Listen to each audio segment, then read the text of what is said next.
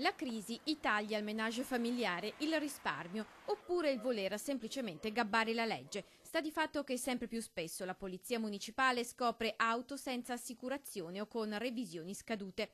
Tra novembre e febbraio a Conegliano sono stati beccati 220 autoveicoli con omessa revisione e 35 privi di tagliando assicurativo.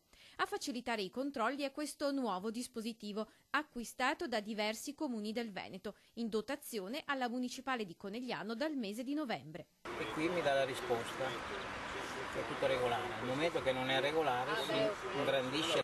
La telecamera riprende la targa del veicolo che viene scansionata e identificata in rosso sullo schermo del computer. I database del Ministero dei Trasporti e dell'Interno in tempo reale verificano rispettivamente RC, revisione e se il veicolo è stato rubato o è sotto sequestro.